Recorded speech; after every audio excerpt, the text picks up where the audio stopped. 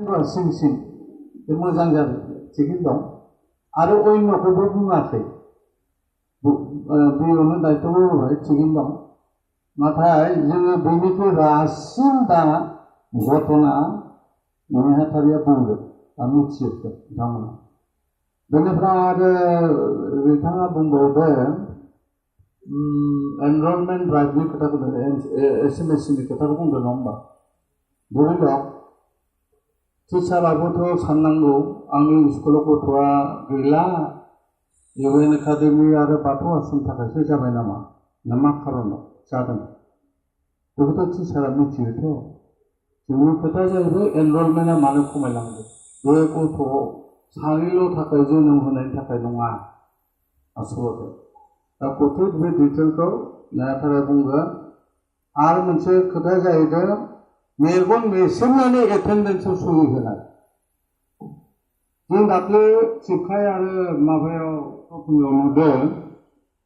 Governor फैदोंना दाख्लै governor फैनायनि साननै सिगाङाव डाइरेक्टर बुंबायनो ओइ एटेन्डेन्सआ थिग खालाम उमुक थुमुक मास्टारफ्रा साब सिखोन फै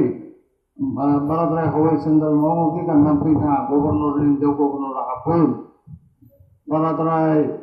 जे लालायनानै क्लासाव थांनानै जेखौ दोनथ'नानै क्लास जोबनाय लोगो लोगो हिन्जावजों रायजों गिनानै ना सारनानै ना लाबोनाय बेखौ दाखालाम बुंदों ओरैबायदि जाबाय एटेन्डेन्सखौ थिग खालामनो होनबाय नालाय सानडे हलिडे एखे मेसेबनानै सहि होनानै फैबाय मास्टारफ्रा दा बेबायदिबो इन्सपेक्टरा मोनदों दा बेबायदि अनेक जाहोनथ' बेखायनो जोङो बे अफिसारफोरखौ जोंनो नांगौ ओंखायनो जों लाबोदों दा जोंना गाहाय नेहाथारिया जोंहा जागायजेननाय मोनसे बिबुंथि दं बेखौ बुंसिगोन डिटेल बुंसिगोन नोंथांमोना दा गिखांगोन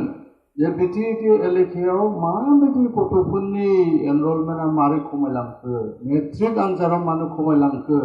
मानो बे स्कुलाव मेट्रिक पास जादिया गतिके दायो बिथांमोना गांफा गांफा मोनगोन फरायखांनायनि उनाव जों जागायजेननाय बिबुंथिखौ गाहाय नेहाथारि प्रसान्त बर'आ दाना होसिगोन।